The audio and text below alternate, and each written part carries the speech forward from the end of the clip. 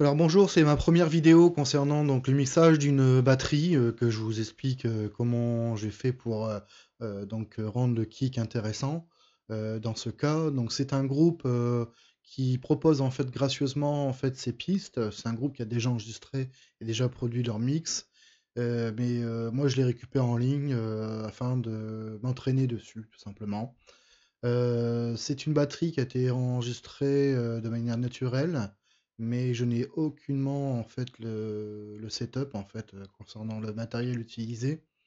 J'ai juste les pistes, j'écoute et à partir de là, j'essaie de rendre quelque chose de cohérent. Voilà, donc j'ai, donc plusieurs pistes. Je n'ai gardé que pour l'instant, dans mon premier mix, avant de lancer dans d'autres, c'est de garder toujours, guitare, basse, batterie. Voilà, c'est essentiel, hein, je pense, pour pouvoir, commencer un bon mix. J'ai, mixé, donc les pistes, de manière, cohérente pour que ça soit ni trop fort ni trop faible, comme si qu'on écoutait un groupe en live plus ou moins, sans que, on ait en fait, l'impression que le mix soit fait totalement. C'est sûr que là c'est pas le cas, mais voilà, j'explique en fait, les choses que j'ai fait. Voilà, donc j'ai déjà pré-mixé en fait, le kick en fait avant la vidéo. Je vais vous expliquer en fait, comment, j'ai mixé ceci. Alors dans un premier temps, je vais vous faire écouter en fait l'ensemble, et après je vous montrerai, comment j'ai traité en fait le kick.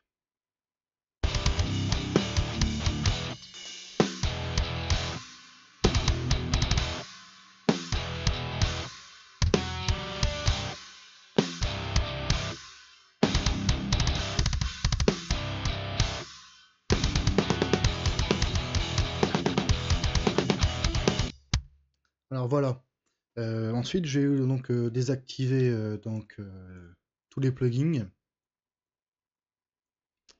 remonter un peu le kick qui est ici, alors baisser celui-ci parce que en fait c'est juste une duplication, hein.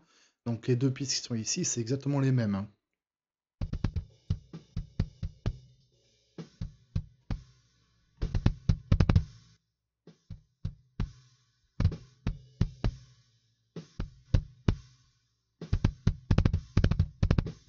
Voilà.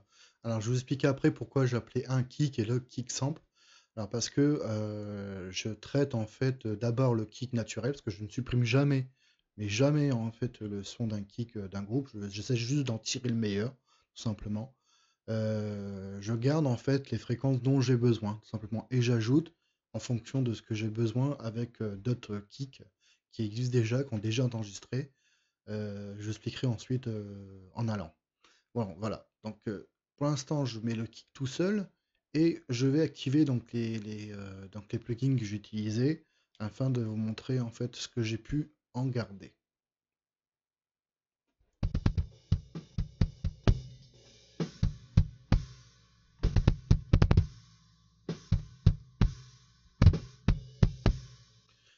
Donc, comme on entend bien, on entend que le kick sonne plus fort à certains moments et à d'autres non. C'est juste que le batteur, dans son jeu, il tape beaucoup plus fort à certains endroits. C'est normal, c'est humain. Donc, ce qui garde le côté naturel en fait d'une batterie. Donc j'ai, dans ce vumètre en fait, gardé, le maximum en fait de la crête en fait à -6 dB, comme on a pu le voir juste avant. J'ai ajouté donc un peu de saturation, harmonique qui est en fait, une tranche, une partie en fait de console mono, en fait d'une console Neve, voilà. Ça apporte en fait un peu plus pas de gain on va dire ça, mais, ça apporte une certaine couleur en fait au son, qui est en fait, très, connu des années 60, 70, 80. On l'utilisait beaucoup et encore à l'heure actuelle aujourd'hui on en utilise beaucoup en fait ces tas de mixage. Ensuite, dans les tas de mixer, il y a toujours des tranches de console SSL. Alors je vais vous faire écouter avant, après, dans ce que ça ajoute comme son. J'ai mis un peu de gate pour retirer le bleed qui est derrière. Parce que si on entend bien, on entend les cymbales et la caisse claire qui est un peu derrière, mais beaucoup en retrait. Mais on entend quand même moins si on guette un peu. Voilà, mais pas énormément, il faut juste doser, faut mettre le bon dosage, voilà.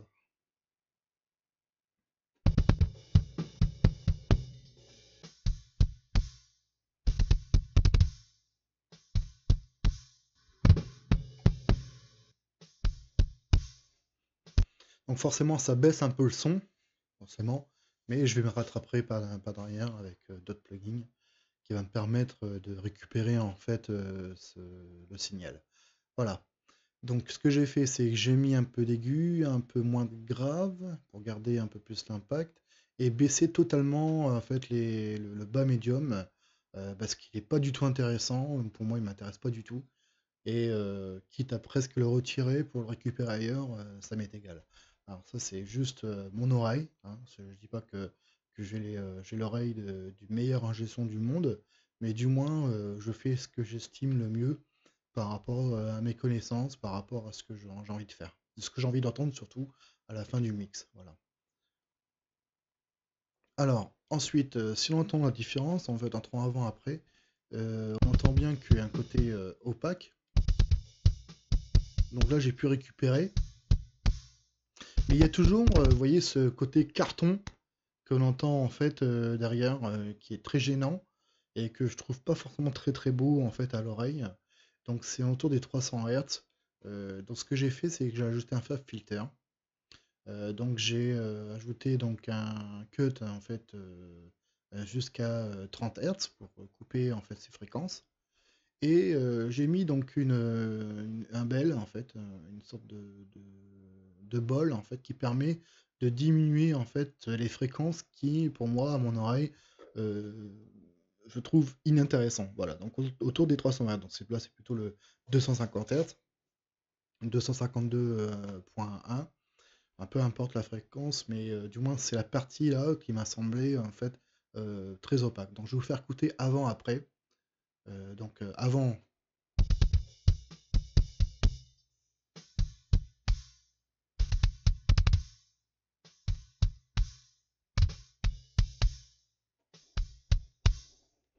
Alors, je sais pas si vous entendez bien, mais le mieux c'est d'écouter ça au casque.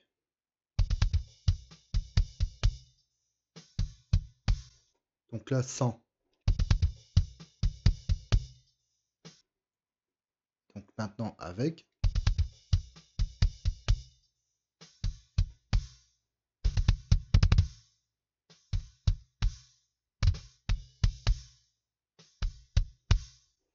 Voilà. Donc j'ai retiré en fait les fréquences qui en fait me semblaient inutiles en fait pour le moment. Alors pour pallier au manque en fait de volume entre les coups de grosse caisse que donne le batteur moins fort et plus fort, j'ai donc ajouté un compresseur que j'avais mis à -20, mais en fait c'était -12 qui fait, enfin un ratio de 12 qu'il fallait mettre. J'ai fait en sorte que ça réduit en fait les coups de grosse caisse jusqu'à -3 dB maximum. Hein, parce qu'il faut garder le côté naturel, sinon après ça fait trop plastique. Donc il n'y a aucun intérêt. Donc je fais écouter donc avant, après, donc avant, maintenant, pardon.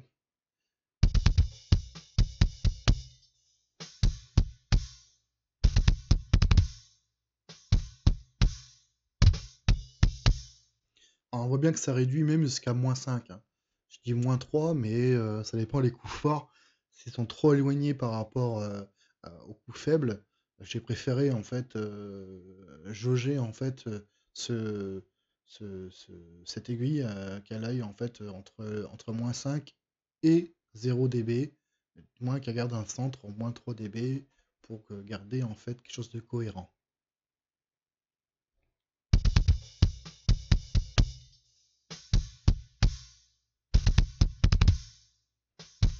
Donc avant, après.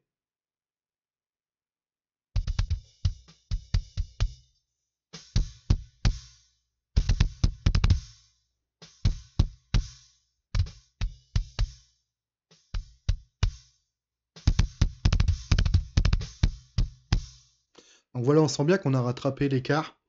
Ça permet de garder en fait une certaine dynamique, mais sans trop la supprimer. Parce que quand il y a trop d'écart après, avec les autres instruments, on n'entend plus du tout les autres et on dit tiens, il manque un coup de grosse caisse à cet endroit-là, qui est peut-être trop mélangé avec les autres fréquences, etc., notamment la basse, sur lequel il faut se méfier avec les effets de masque. Voilà.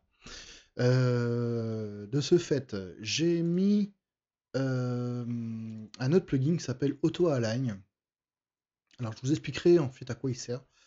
C'est pas le but en fait de cette vidéo, mais je vous expliquerai quand même à quoi ça sert. Ici, sur le côté donc droit, j'ai ajouté en fait à côté de la piste de gauche, de kick, j'ai ajouté donc un sample.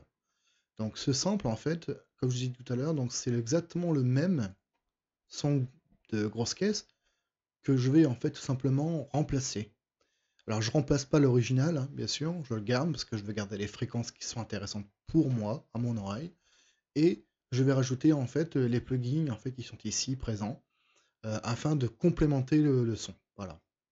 Alors j'ai mis dans un premier temps un gain pour monter un peu le volume jusqu'à 8 dB pour que le Drumagog en fait se déclenche un peu plus dans les -11, -8, -11,4 pardon, dB. Voilà. Donc savoir que les coups de kick en fait ça vient d'une batterie qui est Tama Superstar. Il y a 4 coups de grosse caisse. Alors chaque coup en fait est un son différent. Alors à l'oreille en fait on va pas l'entendre vraiment beaucoup, mais c'est plutôt sur un côté de ressenti. Et ça c'est vachement important parce que il faut que garder le côté naturel d'une frappe. Alors même s'il y a un sample, le sample ne doit pas être en fait le même fichier wave qui va être joué à chaque coup et donner un côté très on va dire électronique en fait du son, donc très plastique. Je vous fais écouter avec.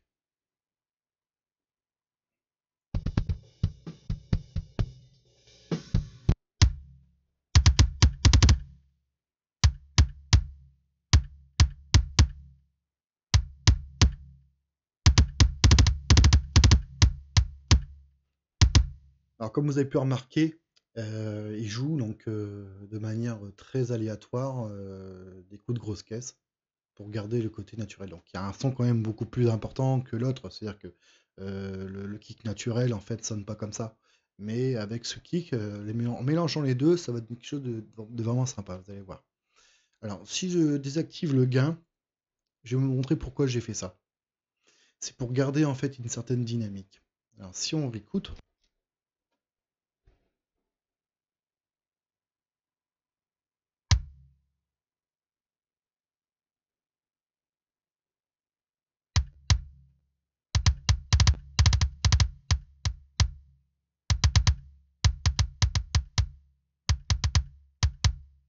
alors voilà, on sent bien que il manque quelque chose. Donc si je réactive,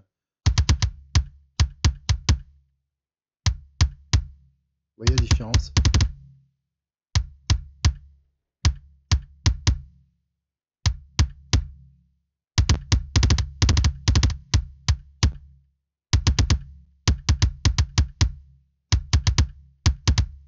Voilà.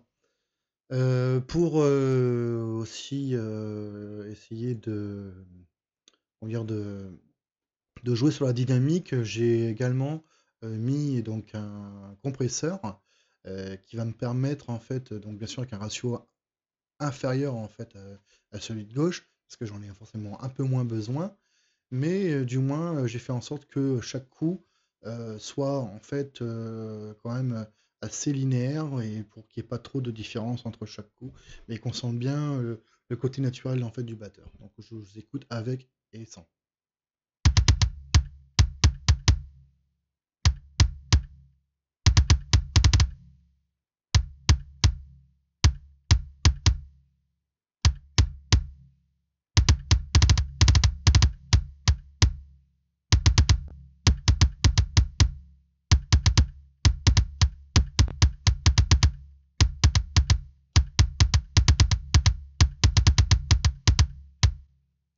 Alors on entend une petite résonance derrière.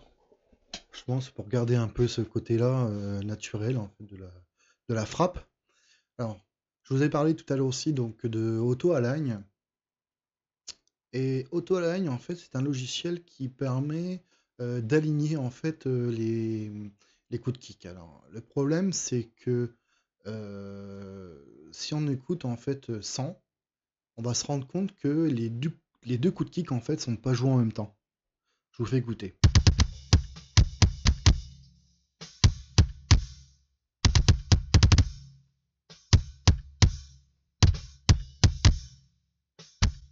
Alors je sais pas si vous entendez, des fois c'est dedans, des fois en fait on entend bien un côté un genre de triolet en fait, ou deux notes qui sont jouées en même temps, mais côte à côte, et on sent bien que le son n'est pas ensemble. Et ben c'est ça que c'est ça que ça sert en fait au auto-align, tout simplement. Donc j'envoie en fait dans une piste, ici elle reçoit, donc les deux pistes sont ici, et il y a en fait 119 de samples, en fait un écart de 119 samples. Alors maintenant on écoute avec.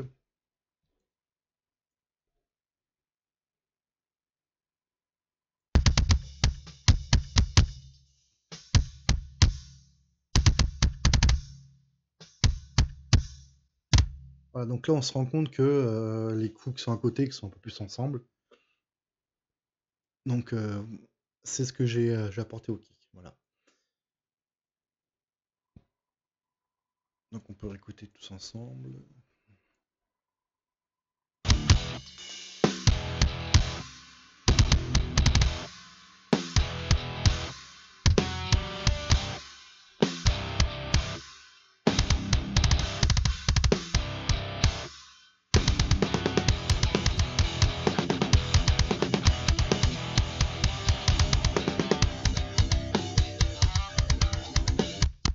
Donc voilà, on sent bien que le kick est un peu plus présent. Je vais vous montrer donc avant, après, avant et après modification, notamment en premier donc le kick tout seul et avec le sample.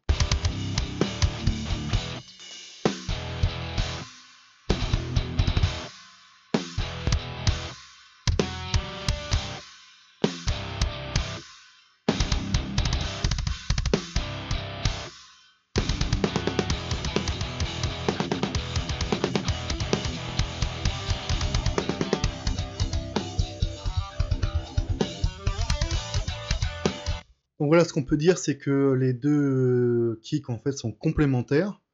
On entend bien qu'il y en a un qui est beaucoup plus grave, donc qui apporte un peu plus de présence, et l'autre apporte un peu plus d'aigus et de fréquences en fait, qui permettent à ce que le kick soit ensemble, et que ça donne en fait un mix plus intéressant, sachant que bon, le reste de la batterie n'est pas encore fait, il y a encore beaucoup de travail à faire dessus, mais au moins je vous ai montré en fait cette première partie pour vous montrer en fait comment sublimer un kick en fait métal quand on a besoin en fait de faire quelque chose pour le rendre beaucoup mieux. Voilà, donc si cette vidéo vous a plu, ben, je vous incite à faire un like tout simplement, de commenter, de me dire ce que vous avez aimé, ce que vous n'avez pas aimé.